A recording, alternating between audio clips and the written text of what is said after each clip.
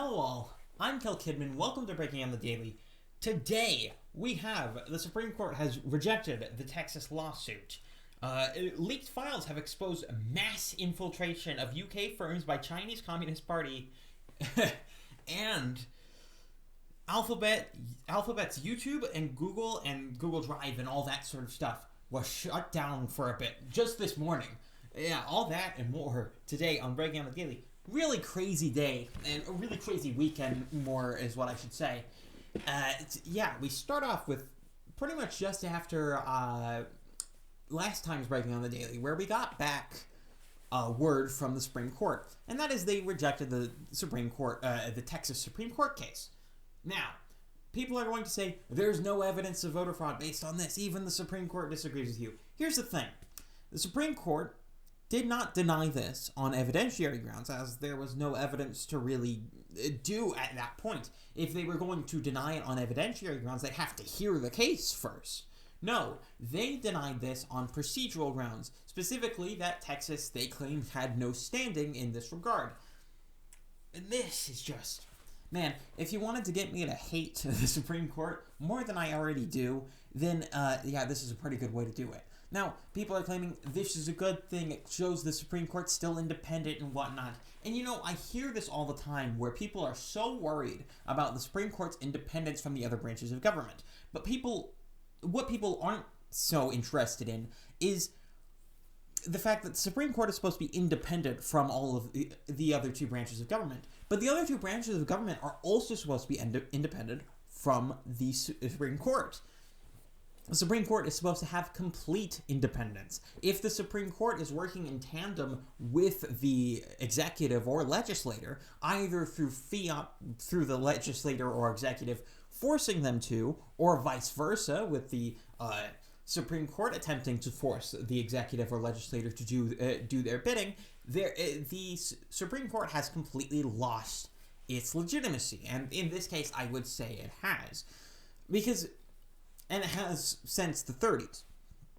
And people will say, one of the most fascinating things to me about how people talk about the current state of the Supreme Court is that they will mention the 30s and they will mention FDR and his attempt to pack the court as a failure for FDR. But that doesn't make sense. It just doesn't.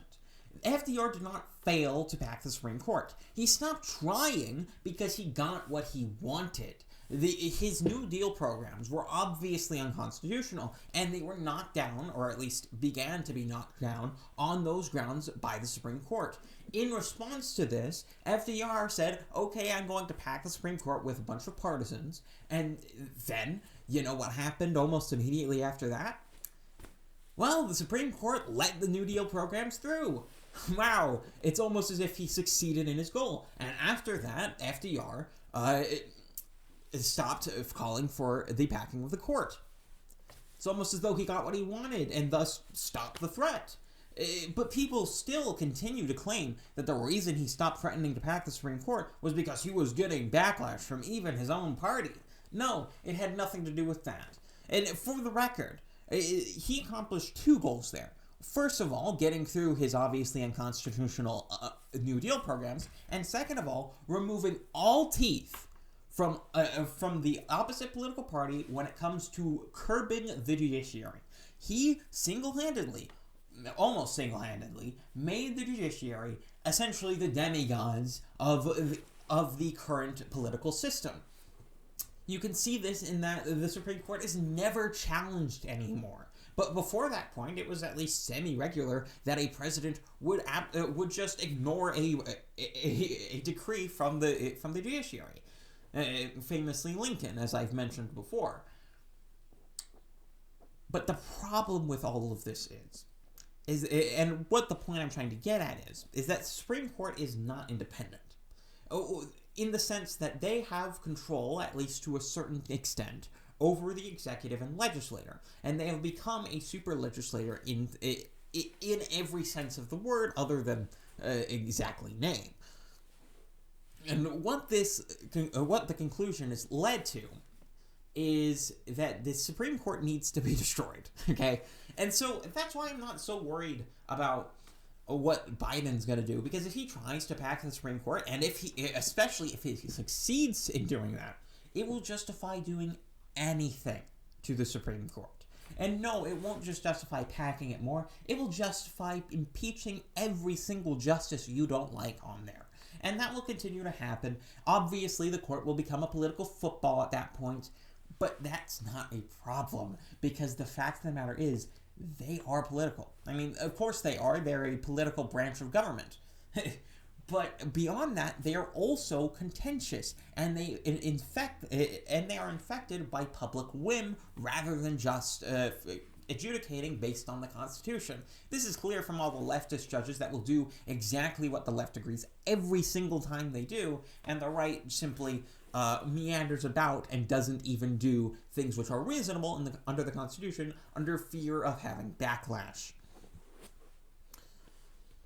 But to move on from that, and to move on to more of the fraud allegations and other such like that, there is an expectation going around that there must be an immediate evidence of fraud, and that fraud must be obvious from the very outset, and generally it is, but more than just obvious, it must have a sweeping amount of evidence from the very beginning, and people have expected that within about a month at this 2 months at this point, it's expected that there is very thorough, complete investigations into fraud. However, this next story completely torpedoes that idea. From Politico, Iowa autopsy report. DNC meddling led to caucus debacle. Now, for those who don't remember, the Iowa caucuses happened in February. And you can all remember the absolute nonsense that happened during the Iowa caucus. It was the whole shadow debacle, and the fact that they didn't have results for, what was it, a week? Yeah. Turns out it was because the DNC was fraudstering the whole election. They were meddling in it the entire time. And it took 10 months for this to come out. 10 months after they did an autopsy and they did all these investigations. But you expect, all of you on the left, expect full and complete evidence by December 13th, 2 months after the election? Really? You do? I mean, and yeah, this was a problem on both sides of the aisle, considering that the right was also kind of in that area of expecting this sort of huge revelations all right out of the gate. And, you know, there's still talk about how after the Supreme Court rejected the Texas case, there's still plans, there's still ideas, there's still things that can be done to help Trump get into office. But for me, while that could happen, I don't expect it to happen. I mean, and I've been on this train the entire time. I thought this strategy was the best one, and I still think it was. But I don't see it. I don't see it. You know, and this isn't to say that I don't think that Biden is going to get in there on a clean slate, or that he got in there completely legit, because he didn't. It's just, he didn't. But what I expect at this point is that at some point in the future, whether that be a year from now or many years from now, we will eventually find out the full extent of what happened in this election. And it really will be a rebuke to everything that the left says. I expect something essentially similar to what happened with the JFK election. Potentially not as slowly because of the existence of independent media and that sort of thing, as compared to having to deal with just the mainstream media to do it. But I do expect eventually that we will have this sort of evidence, but just not right now. And it's really a shame, because it shows something important. And that is, you cannot fight fraud after the fact.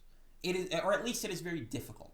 Because after an election, there is a certain level of speed that needs to be done in order to get things finished. And so most of the fight that needs to be done against fraud needs to be done beforehand. And in terms of what this means for you now, it means that you need to go to your state legislator, especially if you're in one of the states in which these sort of problems were happening, in which they were violating their own constitution to lessen voting standards. You need to go to your state legislator and you need to demand that they protect elections for next time. Because remember, a lot of these states, or at least the 4 states that we're talking about, the 5 states that we're talking about, actually, if you include Arizona, beyond just what was mentioned in the Texas lawsuit, have Republican legislators. They have Republican state legislators. They're controlled by Republicans. If you want them to fix the problem, tell them to fix the problem. Get them to vote for voter ID. Tell them to pass all the reasonable voting standards. Tell them to pass mandatory signature verification on every ballot. Tell them to do that. If you want to protect elections, that's what you need to do. Really, it is. That's what you need to do. Because the fact of the matter is, I believe this election was screwy. Okay? But it's not going to be discovered the full extent of how screwy it was until much after the point in which you can't do anything about it. And though there may be other options, and I hear a lot from other people about how, yeah, there's definitely other options, and I see some of them. The 2018 executive order comes to mind as something that could potentially occur, but I don't know. I don't think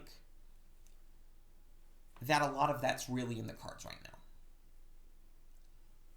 And this isn't a depressing moment. I'm not doomering you, because this isn't the last election. It isn't. All right? There's going to be more, and you need to be involved in it more after this. This is not evidence, all right? This election is not evidence that there's nothing you can do. It really isn't. What this election is evidence that you need to be more involved, that you need to do more to protect your elections, and that you need to do more to advocate for your candidates and for your policies. That's what this election says. But a lot of people have missed this. To move on to another one of our headline stories, leaked files have exposed a mass infiltration of the UK by Chinese Communist Party, including AstraZeneca, Rolls-Royce, HSBC, and Jaguar Land Rover. It's insane. It shows almost 2 million Communist Party infiltrators in the UK. And if you don't think that there is an even larger amount of infiltrators in the US, you're just insane. The Chinese Communist Party, is in fact worrying. If there's anything out of this election that is the most worrying, it's the fact that there's a Communist Party shill in the White House now. Beijing Biden is, in fact, the most worrying thing because of that. But do I think it will completely destroy the U.S.? No. The U.S. is very resilient. It is very resilient. And you need to trust it more. Not in the sense of, trust the system and just go along with what Joe Biden says. No. You need to trust the system in the sense that you need to keep involving yourself in it. That you need to keep doing the things that are necessary to purge the sort of unwanted elements constitutionally. And that is possible. But this story is really, really just insane. It shows how deeply that the Communist Party has infected itself into Western countries. But this isn't anything new. Remember that the Communist Party of Russia, had similarly affected itself into many Western countries in the 60s, in the 50s. There were many, many times. They in fact started riots in the 50s, usually workers' revolts and that sort of thing, and studio strikes and that. All over sort of Hollywood in that area. This isn't new. I mean, people talk a lot about how China's this existential threat, and yeah, they are. They absolutely are, and they are absolutely the most worrying thing of anything about the sort of area we're in now. But we'll be able to deal with that if you continue to stay active. And this is the sort of thing I want to impart onto all of you, and what needs to be taken from pretty much all of life, but especially with this election. you need to be active. And it can't just be during the election cycle. It can't just be right before and directly after the election cycle. It needs to be all the time. You need to be saying to your congresspeople, hey, you need to enforce your Constitution. You need to make sure that your voting standards are up to snuff. Make sure that they're up to what is necessary to actually protect elections. You need to be up on there. And similarly, you need to be up on what is going on around you. You need to be aware of if anyone around you is trying to demoralize you. You need to be aware of people like the doomers. If anyone is actually a psyop, and you know, I'm not someone to generally believe in that sort of thing. I'm more someone to believe in the sort of people just naturally change and that sort of thing. But if anyone's psyop, it is the doomers. It is the people going around saying, oh, China's going to win. There's no possible chance for America. No. Don't believe those people. They are there to demoralize you. Whether they are there as a surrogate of Chinese party is completely irrelevant. They are there to demoralize you because the fact of the matter is, you can do something. You can say, okay, I'm going to take an active role in my life. I'm going to take an active role in actually trying to get these sort of things sorted out. And you need to do that. Don't be a doomer.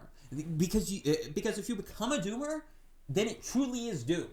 It really, truly is.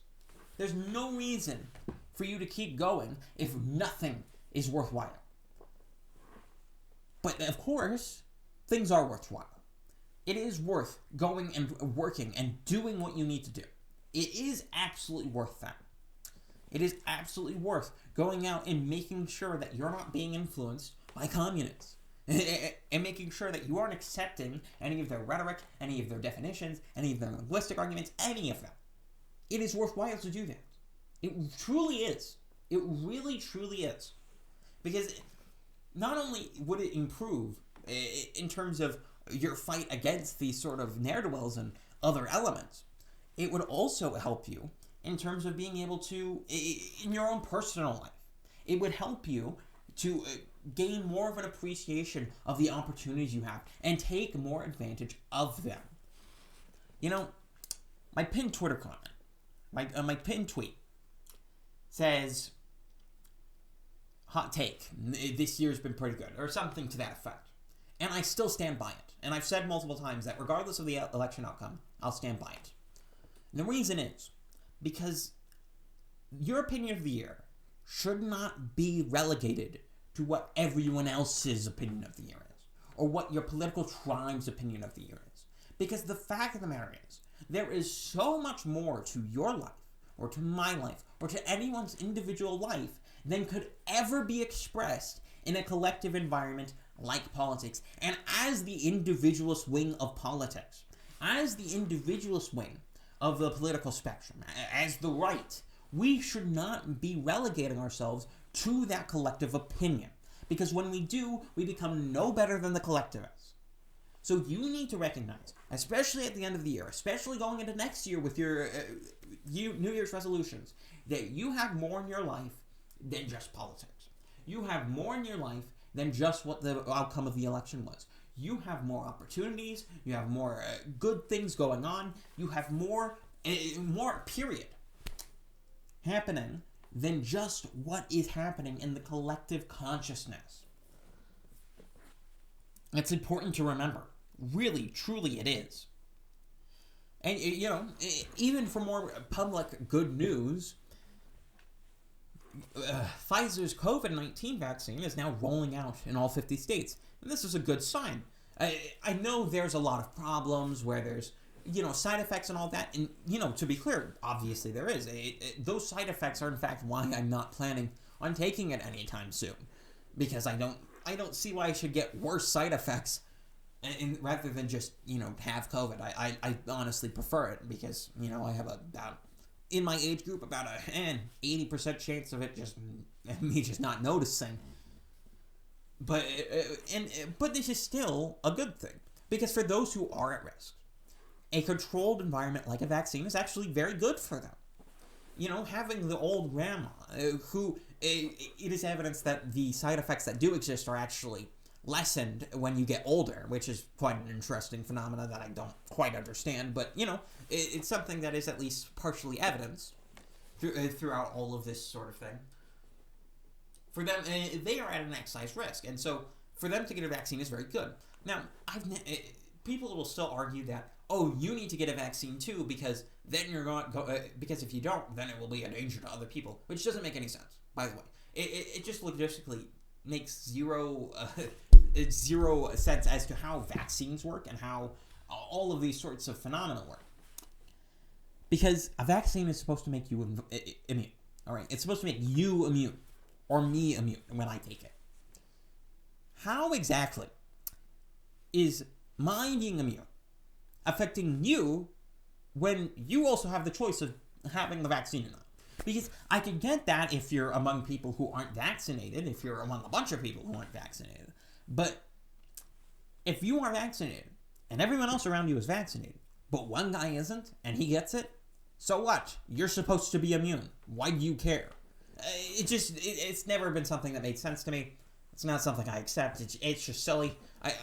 I've never seen a very good study in terms of how non-vaccinated people actually affect vaccinated people. It's just a stupid thing. But even still, even with all of these positive developments in terms of COVID-19 vaccine, preventative measures, and even punitive measures, there are still people like Bill Gates in the world who will say things like, even through 2022, we should be prepared for life not to return to normal. Yeah, screw that. Because for me, when it gets to like February or so, and vaccines are readily available to anyone who wants them, I'm going to burn a mask and never wear it again. Under any circumstances. Never gonna wear it. Barring, only Halloween or, some other drastic measure under which I either wish or I have a necessity to actually wear a mask of that sort. If I go into like a plague zone and have to block myself from fluids or whatever, then I would. But, in normal life, not wearing a mask ever again after February. After around February. Essentially when there's about 100 million doses, available to the general public, then I'm just done. I'm just not doing it. I'm just going to pretend that nothing happened and do nothing. He talks in this video that I've linked to about how masks are not a big deal, but as I've talked about before, the fact that it's not a big deal is in fact worse. It means that the government is more authoritarian, not less. Because if they can affect you on such a minute scale as to say whether you wear a mask, then you are truly not free. Truly. And yeah, I guess you could say the same for me, because I, on occasion, do wear masks. But I just, to be clear, after February, never happening again. Never happening, under any circumstances. I don't care if it's required in a store or even at work. I mean, I will legitimately, potentially quit my job if they don't let me do that after a certain point. Because, seriously, it's just going to get ridiculous. But anyway, to move on from that, I mean, of course, we will be updating on that around February. Have fun. I'll have fun with that video. But on to our last story and our last headline story of the day. Alphabet's YouTube, Gmail, Google Drive hit by an outage. And this is interesting, because this is the greatest evidence ever that these guys aren't invincible, all right? And this is something that happened just today. Just as I got up, this is what happened. Just at around 6. I think it was maybe a bit earlier, but, it was around that point, or around right when I got up. They completely lost power to all of their, to a lot of their servers. It was unavailable in the US. And again, just use this as a reminder that these guys are not invincible. And as a rally, this should be a rallying point for all tech, because places like Library, places like BitChute, places that have these sort of decentralized algorithms that allow them to not have to rely on any centralized system. That's a huge advantage. It really is, because outages for BitChute or library are very, very difficult, especially library, where it's essentially impossible because it's all peer-to-peer, or at least as far as I understand it. And of course, I don't have a deep understanding of how library exactly works, but it is really, really encouraging to see all this happen, because people need to understand that just because the way the market is now is how it is now does not mean it's how it's going to stay forever. Remember MySpace? Remember how monolithic that was in 2004 before it got absolutely decimated by Facebook because it just shot itself in the foot so many times? Yeah, similar thing happening now. YouTube, Twitter, all of these sorts of places are shooting themselves in the foot on a very regular basis. It would not be surprising for them to have their entire user base completely jettisoned in the very near future. They are getting more and more censorious. They're getting more and more ridiculous, and they're even not as good as they used to be. YouTube processing times are inconsistent at best. BitChute is about as good in terms of processing times, assuming you don't get the random no processing glitch. Yeah, I know it's a problem, but whatever, just deal with it. I do.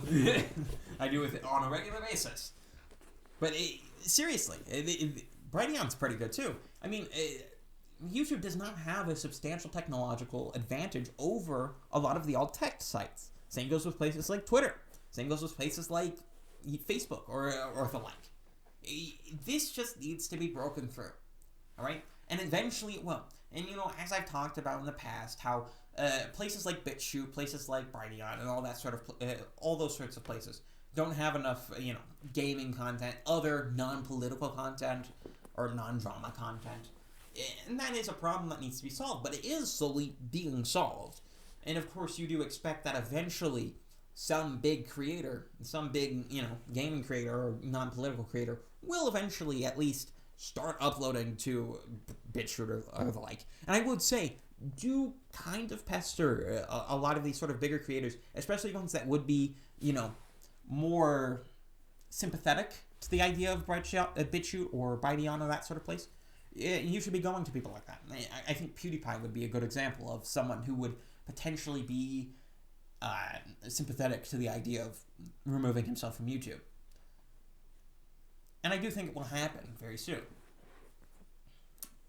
But that is all we have for today. This has been Breaking on the Daily. I'm Cal Kidman, and I'm out.